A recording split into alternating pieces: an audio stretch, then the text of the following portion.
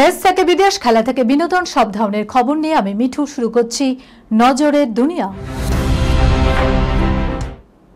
Mid day মিলের খাবার থেকে বিষক্রিয়া, অসুস্থ রাজস্থানের সরকারি স্কুলের 90 জন পড়ুয়া। হই হই করে স্কুলে মিড ডে মিল খেয়েছিল স্কুল পড়ুয়ারা, তারপরে আবার ক্লাস শুরু। কিন্তু ক্লাসের মাঝখানে আচমকা পড়ুয়াদের পেটে ব্যথা শুরু করে, সেই সঙ্গে বমি। পরিস্থিতি এমনই খারাপের দিকে গড়ায় যে অসুস্থ পড়ুয়াদের হাসপাতালে ভর্তি করাতে হয়। একজন দুইজন নয়, একসঙ্গে 90 জন পড়ুয়া অসুস্থ হয়ে পড়ে। অভিযোগ, মিড ডে মিলের খাবার থেকেই নাকি বিষক্রিয়া হয়েছে, আর তাতেই ঘটে বিপত্তি। ঘটনার তদন্ত শুরু করেছে স্কুল কর্তৃপক্ষ। ঘটনাটি ঘটেছে রাজস্থানের দৌসা জেলার এক সরকারি স্কুলে। জানা গেছে, মিড ডে মিলে সকলকে রুটি এবং সবজি খেতে দেওয়া হয়েছিল। খাওয়ার কিছুক্ষণ পর থেকে কয়েকজন পড়ুয়া অসুস্থ বোধ করতে শুরু করে। ঘণ্টাখানেক পরে পড়ুয়াদের পেটে ব্যথা এবং বমি শুরু হয়। প্রথমে একটি মেডিকেল টিমকে খবর দেওয়া হয়, তারা স্কুলে গিয়ে চিকিৎসা করান। তবে কয়েকজনের অবস্থা আশঙ্কাজনক হওয়ায় তাদের হাসপাতালে পাঠানো হয়। ধীরে ধীরে রোগীর সংখ্যা বাড়তে থাকে। সন্ধ্যার পর থেকে অসুস্থ পড়ুয়ারা ধীরে ধীরে সুস্থ হতে শুরু করে। বর্তমানে সকলে বিপদমুক্ত।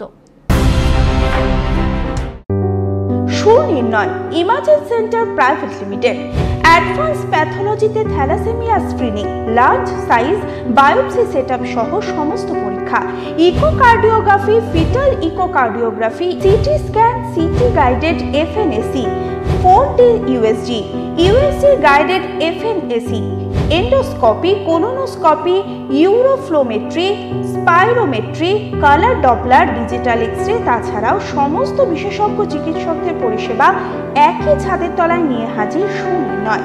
ঠিকানা 126/1 পিলখানা রোড, রানীবাগান, বহরমপুর, মুর্শিদাবাদ। বিশদে জানতে যোগাযোগ করুন 8373049252 7547900377। এই জায়গায় ভাড়ায় মিলবে বউ, মিলবে সব রকম পরিষেবা। কোথাকার কথা বলছি, চলুন দেখে নিই। এমন একটি দেশের কথা আজ নজরের দুনিয়াতে বলবো, যেখানে ভাড়ায় মিলবে বউ, স্থায়ীভাবে নয়, ভাড়ায় মিলবে বউ। দেশটির নাম থাইল্যান্ড। সুন্দর সমুদ্র সৈকত এবং রঙিন নাইট লাইফের জন্য থাইল্যান্ড বিশ্বজুড়ে বিখ্যাত। প্রতি বছর লক্ষ লক্ষ পর্যটক এখানে ভ্রমণ করতে যান। কিন্তু সম্প্রতি একটি বই থাইল্যান্ডকে একটি ভিন্ন কারণে শিরোনামে নিয়ে এসেছে।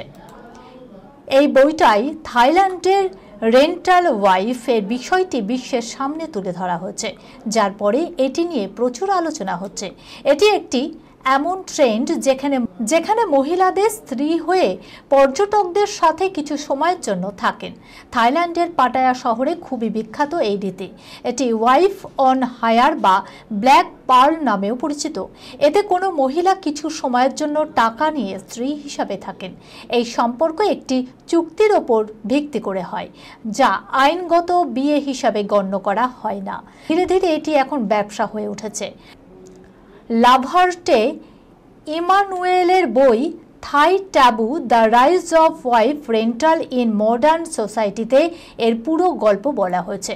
বইটিতে লেখা রয়েছে, দরিদ্র পরিবারের মহিলারা তাদের এবং তাদের পরিবারের খরচ চালানোর জন্য এই কাজটি বেছে নিচ্ছেন।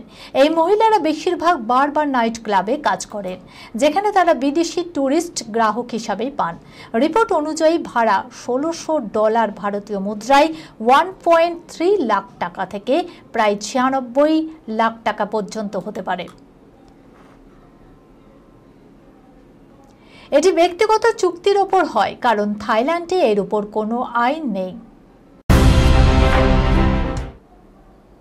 একাধিক অভিনেত্রীর সঙ্গে সম্পর্ক, রণবীর প্রতারণা করতেন, শোনা মাত্র কি বলেছিলেন নিতু কাপুর, চলুন দেখে নিন। বচনা এ হাসিনো ছবির সেটে একসঙ্গে কাজ করার সময় প্রেমের সূত্রপাত হয়েছিল দীপিকা পাডুকোন ও রণবীর কাপুরের মধ্যে। সেই সম্পর্কের আয়ু খুব বেশি দিন না হলেও তা নিয়ে বলিপাড়ায় কম চর্চা হয়নি।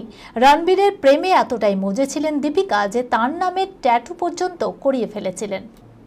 এত কিছুর পরেও নাম পায়নি দীপিকা। অভিযোগ, রণবীর নাকি ঠকিয়েছেন তাকে। দীপিকার সঙ্গে প্রেম ভাঙার পর থেকে ক্যাসানোভা তকমা পান রণবীর।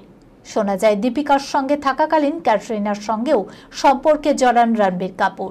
তারপরে আরও বেশ কিছু নায়িকার সঙ্গে ঘনিষ্ঠতার খবর ছড়ায় রণবীরের, কিন্তু মানতে নারাজ মা নিতু কাপুর। দীপিকা মন্তব্য করে বসেছিলেন রণবীরের নাকি কন্ডোমের সংস্থার হয়ে বিজ্ঞাপন করা উচিত। এরপর ইন্ডাস্ট্রির অন্দরে রণবীরকে নিয়ে নানা রটনা রটে। সেই সময় ছেলের পাশে ঢাল হয়ে দাঁড়ান মা নিতু কাপুর। তিনি বলেন, আমার ছেলে প্রেমিকা বলতে একজনই ছিল, সেটা হলো দীপিকা পাড়ুকোন। যদিও ওদের সম্পর্কে একটা খামতি ছিল, আমার ছেলে নিজের মতো থাকতে পারছিল না, সম্পর্কটা ভাঙারে ছিল।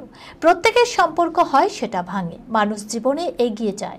যদি সম্পর্কে সবকিছু ঠিকই থাকতো তাহলে নিশ্চয় সেটা ভাঙতো না। এই খবরের সঙ্গে শেষ করলাম আজকের নজরে দুনিয়া। আপনারা দেখছেন টিভি 24 বাংলা, সংবাদ বিনোদন সারাদিন সারাক্ষণ।